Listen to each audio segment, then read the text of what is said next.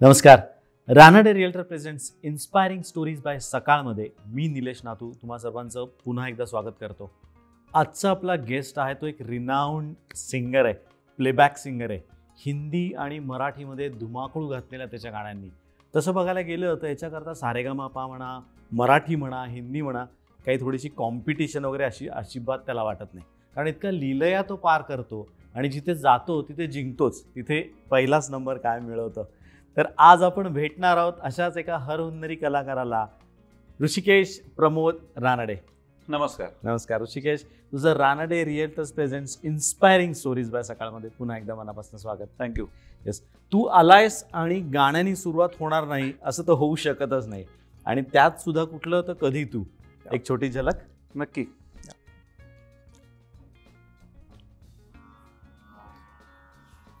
कधी तू रिमझिम झरणारी बरसात, कधी तू चमचम करणारी चांदण्यात, कधी तू वाह, कोसळत्या धारा, थैमान वारा, बिजलीची नक्षी अंबरात,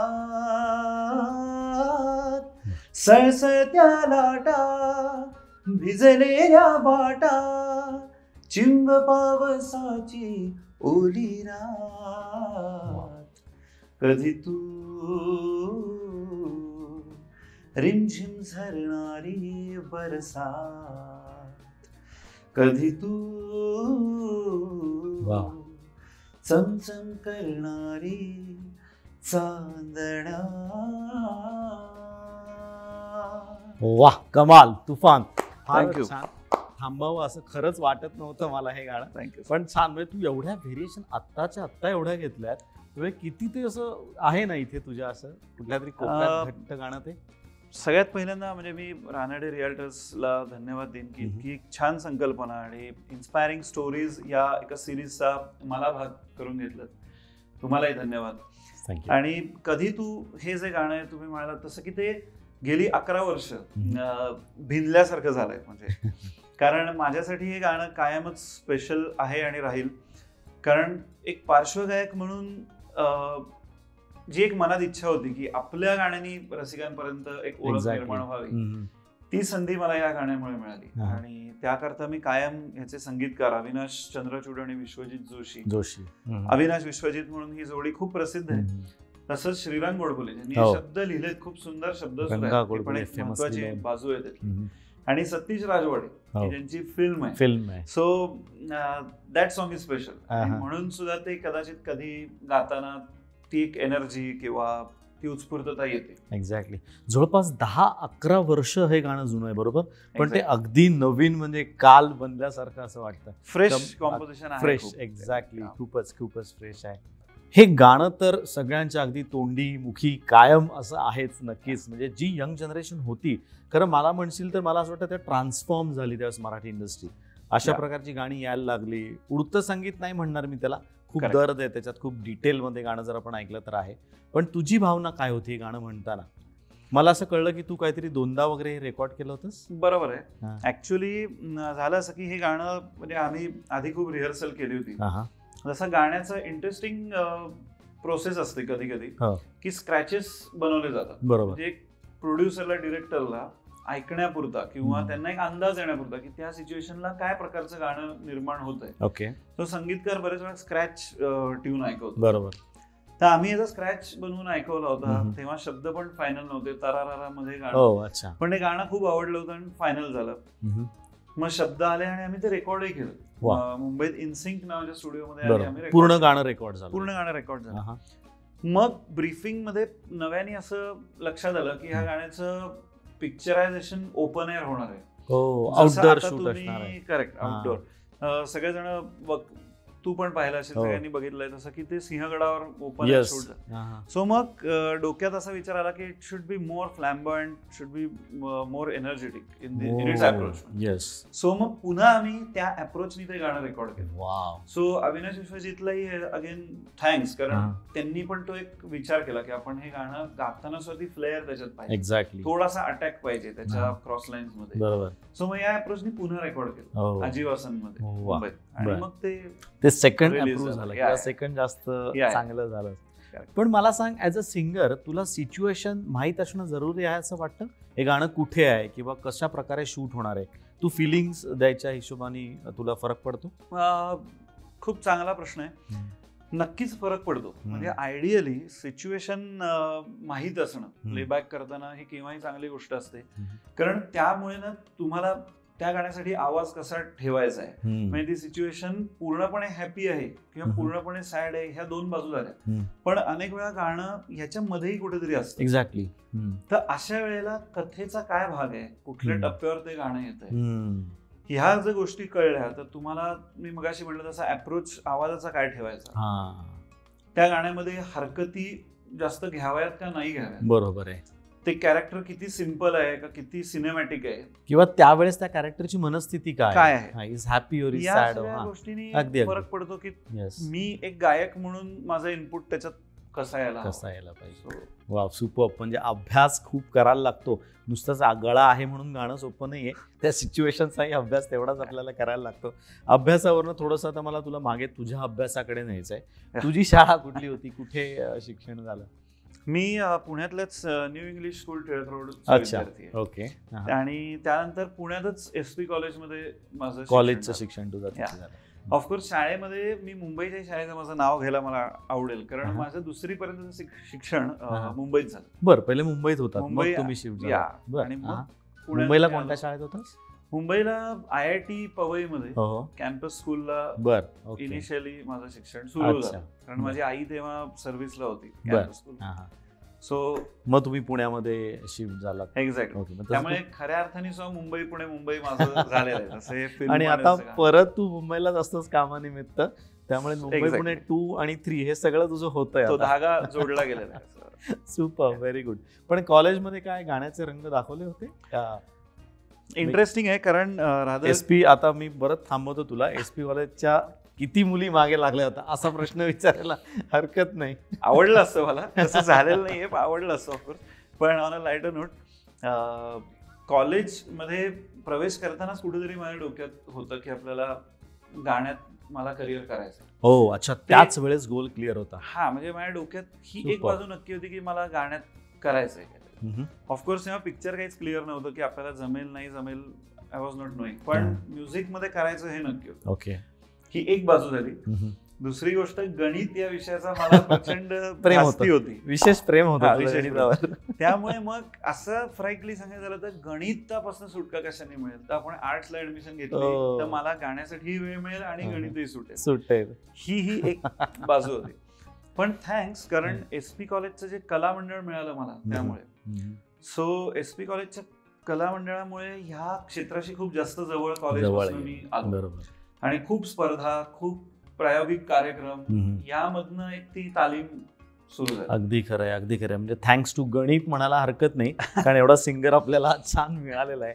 पण तिथनंच तुला असं ते कॉम्पिटिशनचं फिअर वगैरे काय वाटतच नव्हतं ना?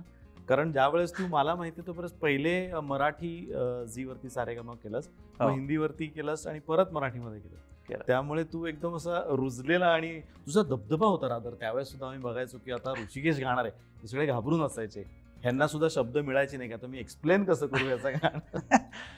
नाही, म्हणजे फ्रँकली अगदी सांगायचं तर गॉड्स ग्रेस की ह्या 3ही मोठ्या कॉम्पिटिशन्स मी जिंकलो, पण ती खूप नेक टू नेक कॉम्पिटिशन असते. त्या दिवशी मी जिंकलो, it is, we can say that it is that day. Modest होतोय? नाही, मॉडेस्ट नाही, कारण मी ते 3 वेळा त्यातनं गेल्यामुळे मला ते चांगलं माहिती आहे की एवढे फॅक्टर्स असतात की त्या दिवशी तुमचा आवाज 100% असणं, म्हणजे तुम्ही किती चांगले गात असलात तरी तो नीट असणं, बरोबर, तुम्हाला काय गाणी गायला मिळतात, कुठलं गाणं येतंय तुमच्या नशिबात, किती वेळ तुम्ही दिवसभर शूट मध्ये स्टँडर्ड आहात, तो पण एक फटीग येतो ना रे. एक्झॅक्टली, त्याच्याशी तुम्ही कसे कोप अप करताय मेंटली, या सगळ्या फॅक्टर्स. आणि व्हॉट अबाउट म्युझिशियन्स, त्या दिवशी त्यांचा मूड नसेल तर ते होऊ शकतं कारण ते म्युझिशियन्स तर सगळ्यांच्या गाण्याला दिवसभर वाजवत असतात. नेमकं आपल्या सो मेनी फॅक्टर्स खूप गोष्टी आहेत. पण तेच आहे की त्याच्यामध्ये तुम्हाला स्वतःला फ्रेश ठेवायला लागतं. When it comes to competition ती जिंकण्यासाठीच भाग घ्यायचा असतो. कोणी जिंकण्यासाठीच भाग घेत, ती ईर्ष्या असते, त्याशिवाय ते होत नाही. आणि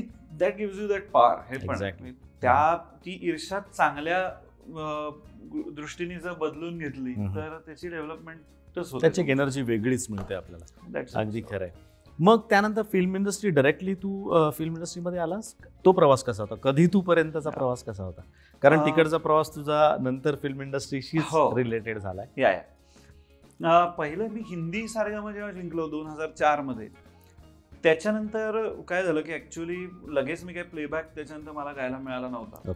पण माझी त्यामुळे ना गाणी खूप बसवली गेली. वेगवेगळे प्रकार गाण्याचे असतात, ते गळ्यात न गेले, ती तयारी झाली. सो ना मी आधी लाईव्ह शोज मध्ये जास्त आलो. लाईव्ह स्टेज शोज जास्त चालू झाले, ज्याच्यात मी बिझी होत गेलो.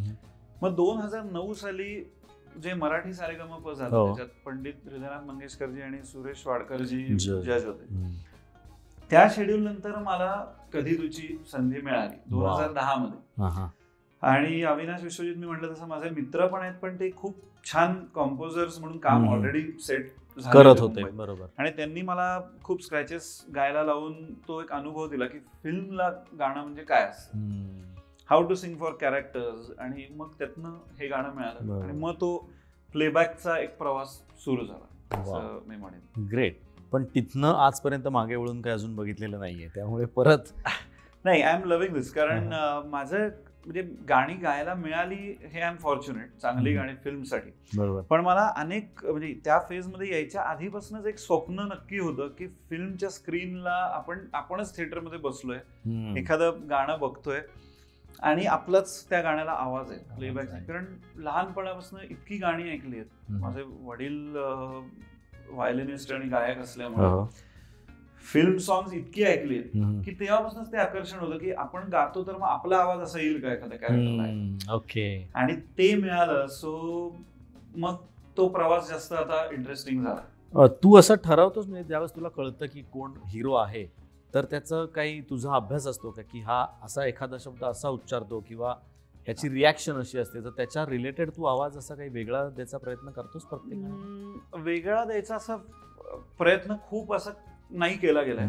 याचं कारणही मला असं वाटतं की 2009-10 पासून जेव्हापासून मी प्लेबॅक करतोय तेव्हापासून ना, पूर्वी लिपसिंग हा प्रकार खूप जास्त होता फिल्ममध्ये की कॅमेरा कॉन्स्टंट हिरो किंवा हिरोईन गातोच आहे, एक्झॅक्टली, किंवा हिरोईन गातेच आहे आणि तिला मग तो एक्झॅक्ट मॅचिंग आवाज गायकाचा घ्यायचा, एक्सप्रेशन्सला सुद्धा. हा. आणि मग म्हणजे पूर्वीची जी मोठी मोठी उदाहरणं आहेत की बच्चन साहेबांना किशोरदांचा आवाज किंवा मग किशोरदा तिथे वेगळा आवाज लावायचा, कारण बच्चन इज लिपसिंगिंग दॅट सॉन्ग. किंवा राजेश खन्ना गात असेल तर त्यांचा अप्रोच वेगळा असायचा. एक्झॅक्टली. दिसताना काय की राजेश खन्ना ऍक्च्युअल गातो. ही स्टाईल आता कमी झाली फिल्म्स मधून. ओके. लिपसिंग हा प्रकार कमी झाला आहे. इट इज मोर ऑफ बॅकग्राऊंडला ते गाणं येतं सिच्युएशनसाठी. हो.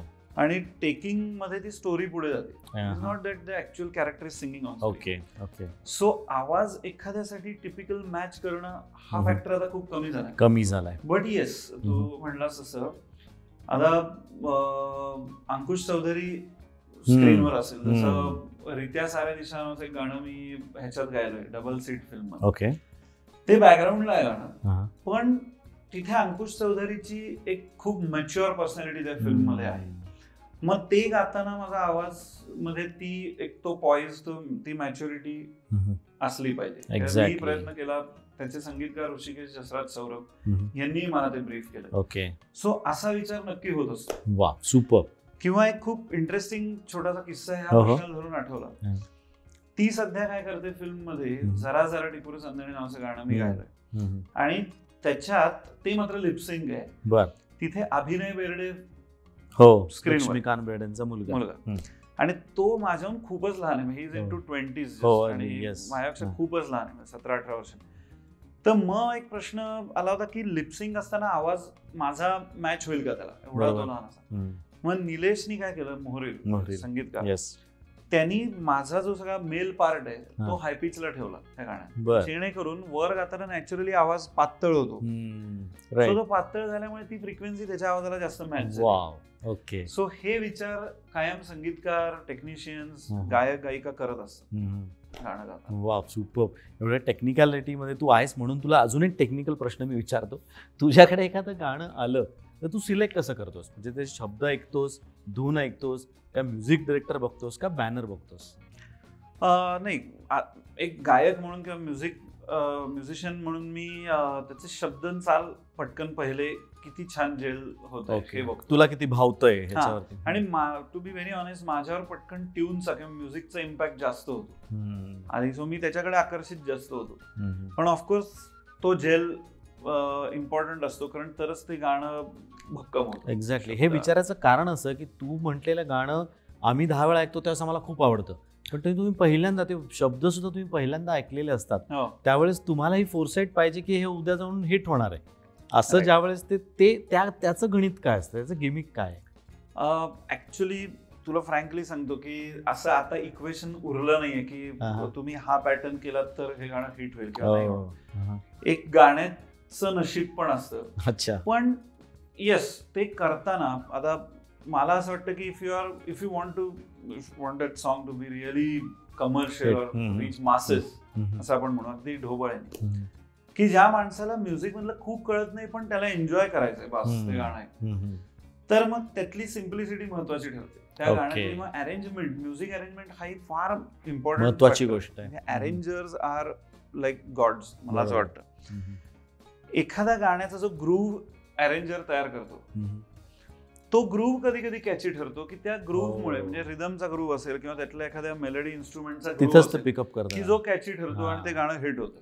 मग कदाचित त्या गाण्याच्या शब्दांकडे किंवा सिंगिंगकडे किंवा चालीकडे लोकांचं लक्ष नंतर जातं, पण त्या ग्रूव्हमुळे ते गाणं लक्षात राहिलेलं असतं. एखादं गाणं त्यातल्या एखाद्या कॅच वर्डमुळे हिट होतं. तसं आता पूर्वीचं मुंगळा गाणं होतं, आजही ते गाणं कोणाला आवडो न आवडो व्हॉटेवर, पण ते गाणं एवढं वाजलं की पाय थिरकतात म्हणलं की माणसाला अजय अतुलचं एखादं गाणं तुम्ही घ्या, जोगवा मधलं त्यांचं गाणं घ्या, किंवा अगदी खेळ मांडला, ते खेळ मांडला म्हणलं की ते गाणं हिट झालं.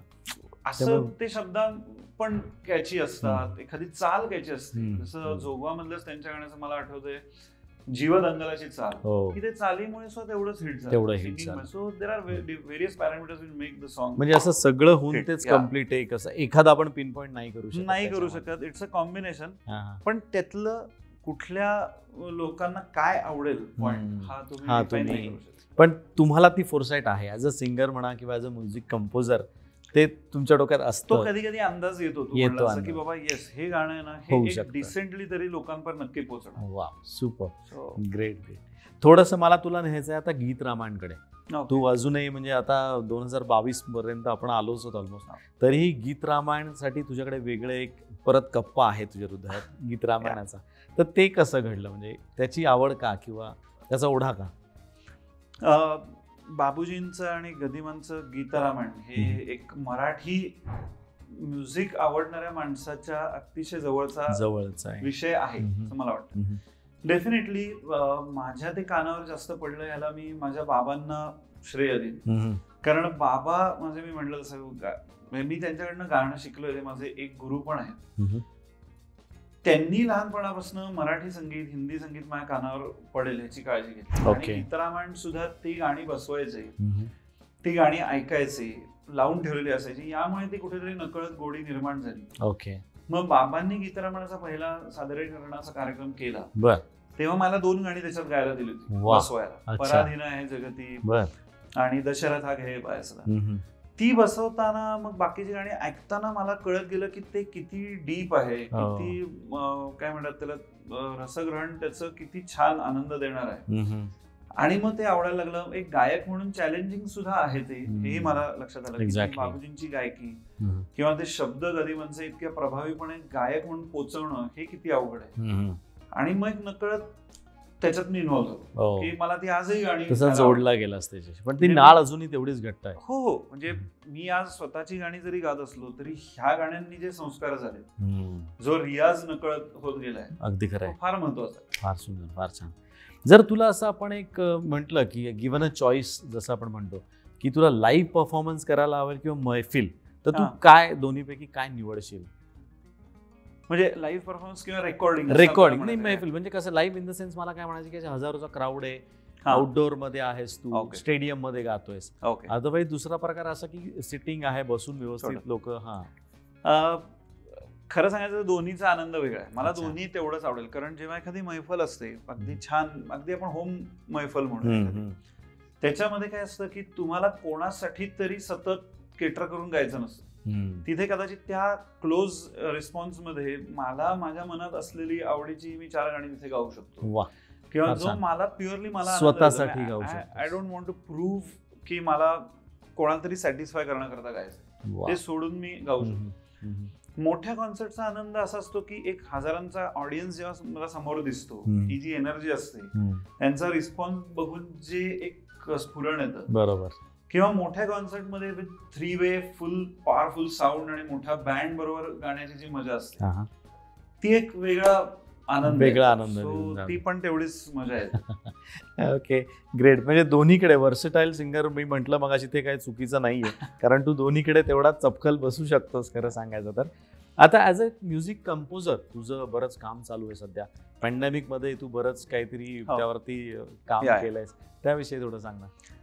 मला कॉलेज डेज पासूनच ना म्युझिक कंपोज करण्याची आवड होती. कॉलेजच्या काही नाटकांसाठी मी म्युझिक केलं होतं, किंवा त्याच्यानंतर सुद्धा मी 2 अल्बम्स केले मधल्या काळात, एक मराठी आणि एक हिंदी, की त्याच्यात 7-7 गाणी होती जी मी कंपोज केली. ओके. पण नंतर मग ट्रॅव्हलिंग आणि याच्यात थोडा वेळ मिळाला नव्हता. या गेल्या 1.5 वर्षात पॅन्डेमिकमुळे लाईव्ह शोज बंद होते, घरी वेळ होता, सो मग मी ठरवलं की कंपोजिंगवर ती आपली आवड थोडी फोकस्ड असायला पाहिजे. मग माझा एक बँड आहे जो आम्ही अगदी नवीन फॉर्म केलाय, सोल रिफ नावाने. माझे अतिशय जवळचे 4 कमालीचे म्युझिशियन्स आहेत, ते आणि मी, असा आम्ही तो केलाय. अजून एक आमचा मित्र आहे जो तो बँड सगळा मॅनेज करतो. तर तेव्हा असं ठरवलं की पॅन्डेमिक मधनं आता आपण बाहेर येण्याची जी पहिल्या लॉकडाऊन नंतर फेज होती, तेव्हा आम्ही ठरवलं की आपण आपल्या ओरिजिनल सॉंगनी लोकांपर्यंत पोहोचू. आणि मग फ्रेश सॉंग नावाचं एक गाणं मी कंपोज केलं. कुठलं गाणं? आझाद हम. बाहेर नवीन कंपोज केलं, लिहिलंही ते मीच आहे, गायलोय, आणि आमच्या बँडनी ते अरेंज केलंय, आणि टाइम्स ग्रुपनी ते रिलीज केलं. सो ते एक पूर्ण ओरिजिनल असं आमचं गाणं झालं. देन अगेन मी जी काही गाणी कंपोज केली ती आता आम्ही त्याचे व्हिडिओज करतोय, त्या सिंगल स्वरूपात आम्ही रिलीज करतोय. अच्छा. सो ती गाणी लोकांसमोर घेऊन येतोय. कंपोजर म्हणून तुझं खूप काम चालू आहे. करतोय. Super, great. तुम्ही पाहताय Ranade realtor presents inspiring stories bye सकाळ. आपल्याबरोबर आहे ऋषिकेश. ऋषिकेश, आता आपण जाऊयात सरळ सरळ तुझ्या वर्ल्ड टूरकडे, किंवा तुझे जेवढे सारे तू लाईव्ह कॉन्सर्ट्स केलेत तेही श्रेया घोषाल बरोबर, त्याविषयी आम्हाला थोडं सांग. सगळ्यांनाच इंटरेस्ट आहे ऐकायला. माझ्या एक म्युझिकल करिअर मधली खूप, मी असं म्हणेन, महत्वाची अशी 5 वर्ष तू कार्यक्रम. हो, वाव. 2012 ते 17 या 5 वर्षात मी श्रेया बरोबर almost more than 165 live concerts केले. बापरे. आणि ऑल ओव्हर वर्ल्ड, इंडिया, भारतात आणि जगात वेगवेगळ्या देशांमध्ये मिळून. ग्रेट. तर बेसिकली सगळेच आपण जाणतो की she is definitely one of the best singers, obviously. आणि ते सिंगिंग एवढं काय कमालीचं आहे हे मी तिच्याबरोबर स्टेजवरनं गाताना अनुभवू शकलो. सो एक प्लेबॅक सिंगर म्हणून ती काय काय विचार करते, किंवा एक लाईव्ह परफॉर्मर म्हणून लाईव्ह सिंगिंग करताना ती काय काय विचार करते, ह्या सगळ्या गोष्टी काम करताना बघता आल्या तिच्याबरोबर. So that way I am fortunate. Exactly. कारण वेगवेगळ्या व्हेन्यूजला असेल, मग एखाद्या व्हेन्यूला, ओपन एअर व्हेन्यूला तुम्हाला कशी एनर्जी जास्त लावायला लागते, एखादा कॉम्पॅक्ट व्हेन्यू असेल, साऊंडचे इश्यूज असतील तरी how you have to camouflage those, बरोबर, ते करून तुमचा परफॉर्मन्स हॅम्पर न होऊ देणे. एक्झॅक्टली. शेवटी तुम्हाला परफॉर्मन्स तो द्यायचाच आहे. केवढ्या तरी गोष्टी त्या 5 वर्षात मी शिकलो. Best of the venues throughout the world perform करायला मिळालं. So I thank God for that. कारण अविनाश चंद्रचूड मगाशी मी म्हणलं, त्यालाही मी थँक्स देईन, कारण त्याच्यामुळे मी तिथे पहिले इंट्रोड्यूस झालो. ओके. आणि देन दॅट जर्नी बिगॅन. मी श्रेया बरोबर खूप मग शोज केले. सो ती मजा यायची त्या पॉवरफुल साऊंड. मग त्याच्यात 2 वर्ष सलग रॉयल अल्बर्ट हॉल लंडनलाही आम्हाला परफॉर्म करायला मिळालं. Wow. So that is one of the again. पण तिथे लाईव्ह म्युझिशियन्स होते सगळं तुमचं, मॅनेजमेंट आहे सगळं लाईव्ह? नाही, -1 वर काहीच नाही, सगळं live. Every bit is live. दरवेळेस तू सेटअप लावणं, वाद्य सेट करणं, हो, ती प्रॉपर कॉन्सर्ट असते. म्हणजे त्याची मजाच वेगळी आहे. वेगळी. मग त्याच्यात तुझं आवडीचं एखादं असं गाणं कुठलं ते एक होऊन जाऊ दे. त्याच्यात आता मी बरेच सोलोजही गायचो आणि तिच्याबरोबर ऑफकोर्स तिची जी ड्युएट्स ऑलरेडी पॉप्युलर आहेत ती बरीच सगळी चांगलीच आहेत. पण त्यातलं तुझं असं एक मी गातो की जे आम्ही दोघंही एन्जॉय करायचो गाताना. मैं तेनू समझावा की ना तेरे बिना लगता जी, तू की जाने प्यार मेरा, मैं करूं इंतजार तेरा, तू दिल तू यो जान मेरी, मैं तेनू समझावा की ना तेरे बिना लगता जी. सुपर, फार छान, फार छान. Thank you so much.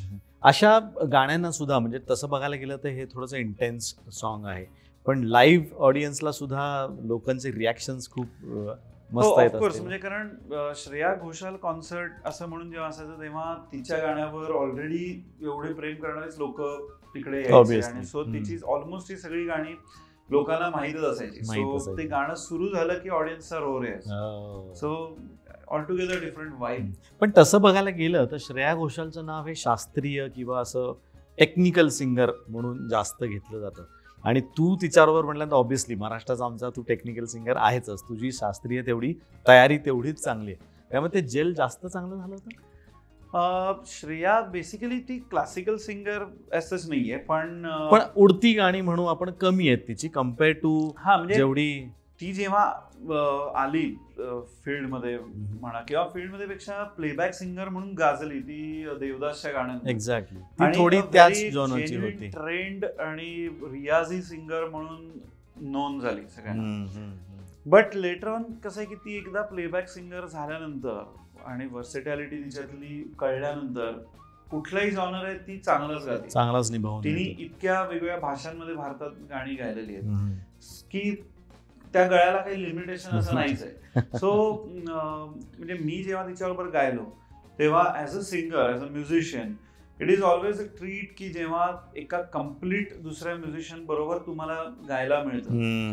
मी मगाशीच म्हणालो तसं. सो माझ्यातही मे बी त्या ह्यानी थोडा फरक पडत गेला ऑन द पार्ट की अर्जन्सी आणि फोकस तुमच्या कामावर असण्याची गरज त्यातनं जास्त कळून येते. अशा आर्टिस्ट बरोबर प्रोफेशनलिझम जास्त वाढला.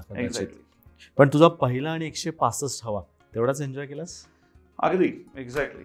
फर्स्ट शो या जो मी साऊथ आफ्रिकेमध्ये जोहान्सबर्गला माझा पहिला शो मी गायलो तिच्याबरोबर.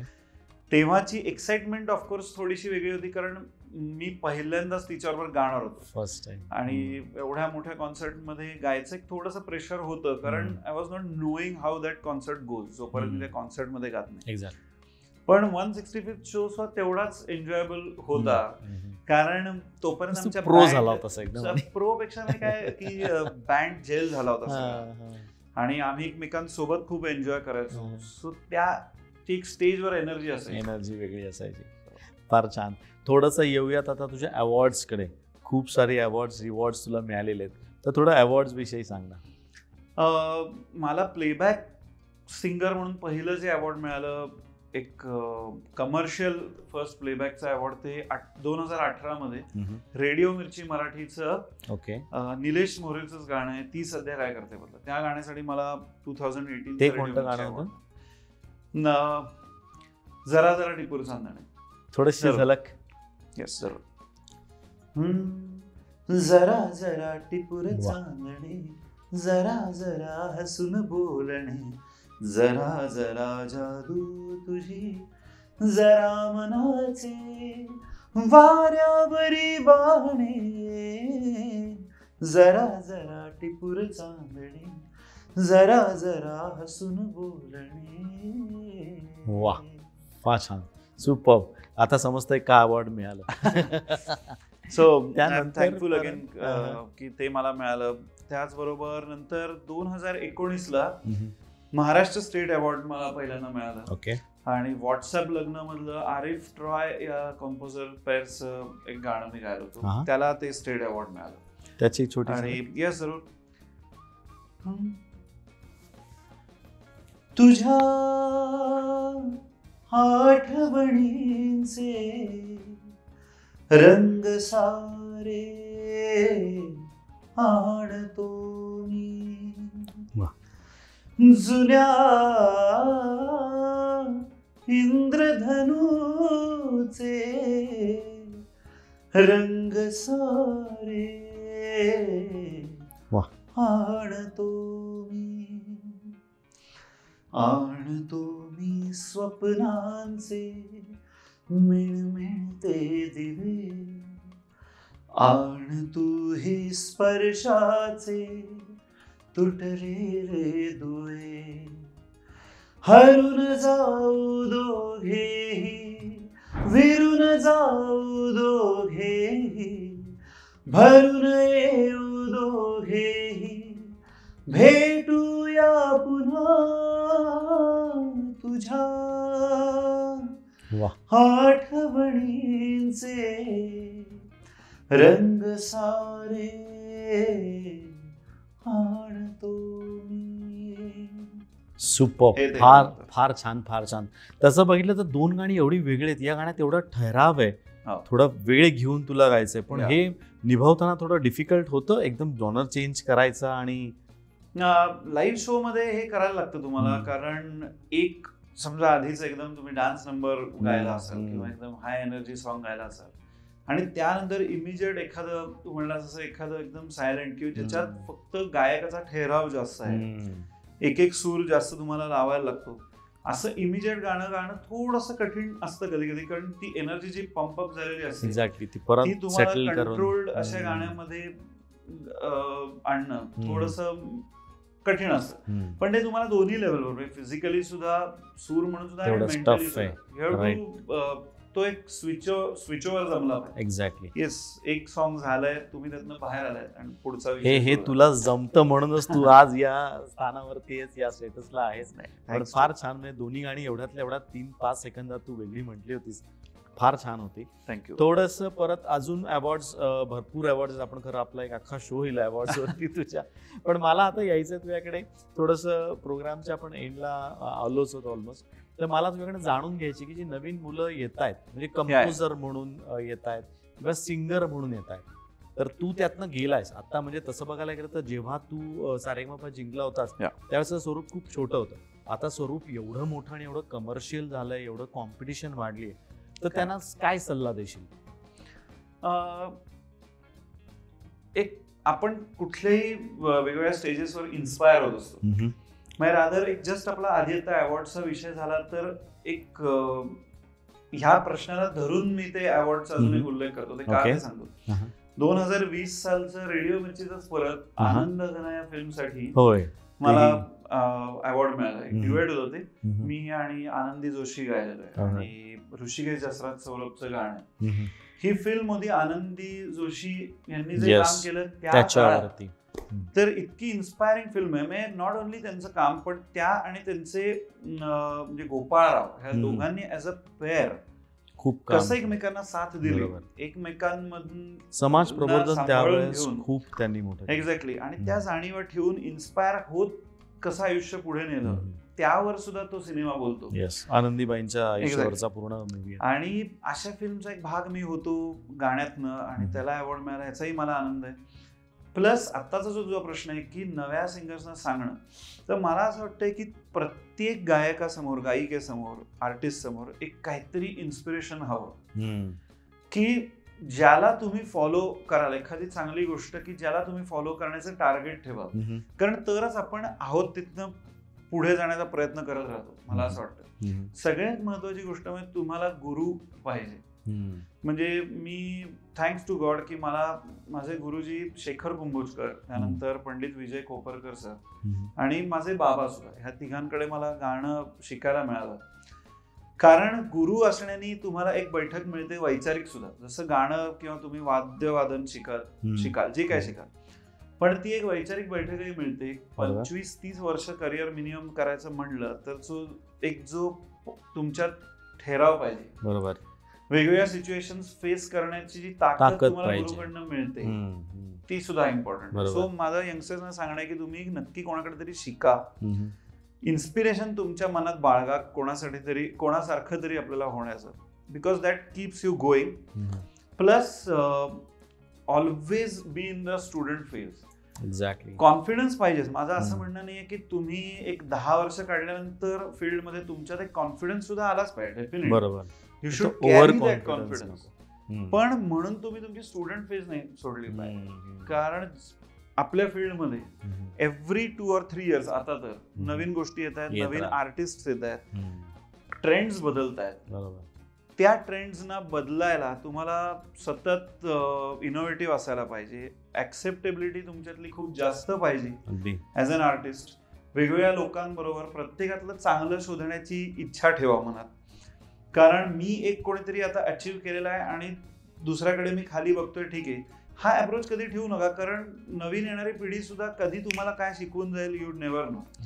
So if you keep all these things package, ह्या सगळ्या गोष्टींचं पॅकेज तुमच्यात पाहिजे, तर तुम्ही सेल्फ मोटिवेट करत राहाल आणि काम करत राहाल सगळ्या बदलत्या ट्रेंड्स बरोबर. ऋषिकेशचा सांगण्याचा मतितार्थ काढायचा झाला तर एकच होऊ शकतो, सेल्फ असिस्ट करा. ज्यावेळेस तुम्हाला सेल्फ असिस्ट केल्यानंतर कळेल की मी या पायरीवरती आहे आणि तिथनं कुठे जायचंय हा तुमचा गोल तो तुम्हाला सांगतोय, त्याप्रमाणे जर तुम्ही काम केलं तर तुम्हाला कोणीच थांबवू शकणार नाही. Hrishikesh, thank you very much. तू वेळात वेळ काढून इथे आलेला आहेस, पण तुला असं जाऊ देणार नाही. शेवटी तुला एक गाणं जरूर म्हणायचंय. आनंदीबाईंच्या जीवनावरती जो तू चित्रपट केला त्याला अवॉर्ड मिळाला होता, त्यातलं एक गाणं कार्यक्रमाच्या शेवटी सर्वांसाठी. येस, वैभव जोशींचे शब्द आहेत, फार सुंदर गाणी लिहिली आहेत वैभवनी या फिल्म मध्ये, आणि त्या गाण्यात त्या पिक्चरच्या जर तुझ्या काही आठवणी किंवा किस्से असतील तेही पहिले आपण थोडेसे बोलूयात, मग तू गाणी म्हणू शकतो. जरूर. किस्से म्हणजे काय आहे की ह्या फिल्मचे जे संगीतकार ट्रायो आहे, ऋषिकेश, जसराज आणि सौरभ, असे 3 जण आहेत, ते माझे अतिशय जवळचे मित्र आहेत तिघे. आणि आम्ही गेल्या अनेक वर्षात अनेक लाईव्ह शोज किंवा ह्या फिल्मच्याही आधी काही फिल्मसाठी मी त्यांच्याबरोबर काम केलंय, गायलंय. त्यामुळे ते जेलिंग जे आहे आमच्यात झालेलं ते खूप मजा येते आम्हाला प्रत्येक वेळेला काम करतात. खूप ते डीप विचार करून काम करतात. सिमिलरली वैभव जोशी अतिशय प्रतिभासंपन्न कवी, आजचा गीतकार, आणि समीर विध्वंस ज्या फिल्मचे जे डिरेक्टर आहेत, समीर सुद्धा इतक्या कमालीच्या फिल्म्स त्यांनी केलेल्या आहेत, अतिशय स्टडीड फिल्म. आणि असे जेव्हा लोक एकत्र येतात तेव्हा तो अनुभव खूप वेगळा असतो, एन्जॉयमेंट जास्त असते. ती प्रोसेस सुद्धा मी खूप एन्जॉय केली आनंदी गोपाळ ह्या फिल्मची. सो आनंद घना ह्या फिल्म मधलं गाणं, त्याची गाणी थोडं तुला थांबवतोय, जे लिहिली गेली तर त्यावेळेस हे डोक्यात ठेवूनच लिहिली गेली असतील की तो एरा काय आहे तिकडचं, मग त्याकरता काही विशेष त्यांना हे मेहनत घ्यावी लागली. खूप छान तुझा प्रश्न आहे. का कारण हे डिस्कशन तेव्हा झालेलं मला आठवतंय की या फिल्मच्या गाण्यांमध्ये काय कशी भाषा ठेवायची ती खूप महत्वाची आहे. कोणीच या आमच्या पिढीतलं ते बघितलेलं नाही, पण थोडं ऐकून होत की त्यावेळेला असं बोललं जात असेल, असे रेफरन्स त्या जनरेशन मधलं कोणच नव्हतं, किंवा कुठेतरी पुस्तकी रेफरन्सेस आहेत की कशी तेव्हा स्टाईल होती कम्युनिकेशन. पण याचा एक सुवर्ण मध्य काढून मराठी भाषा ज्या पद्धतीने या फिल्म सॉंग्स मध्ये वैभवनी वापरले तो खरंच कमालीचा भाग आहे. कारण हे सगळं अभ्यासातनंही होतं आणि थोडंसं इमॅजिनेशन मधनं पण होतं. तेव्हा गोपाळराव कसं रिस्पॉन्ड करत असेल किंवा आनंदीबाई कशा बोलत असेल, तेही कुठेतरी डोक्यात असणं गरजेचं आहे. अगदीच. Wow, super. इथपर्यंत जाऊन गाणं बनतं त्यावेळेस आपल्या समोर होतं ते गाणं ऐकूयात आपण. मम पाऊली तव चाहुली प्राणसये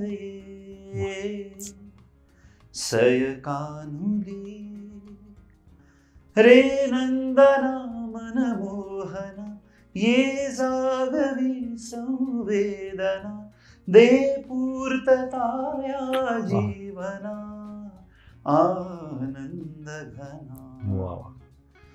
मम पाऊली तव चाहुली प्राणासये रे सय कानुली. आनंद घन ये घरा आनंद मन ये भरा रे नंदना मन मोहना आनंद घना. वा, फार छान, फार छान, फार Thank you. सुंदर सांगता केलेलीस त्या शोची. तू इथे Thank you वेळात so वेळ much. काढून आलास त्याबद्दल खूप खूप खूप धन्यवाद, खूप आभार. Thank you very much. Thank you. Yes मित्रांनो, आज इथेच थांबूयात.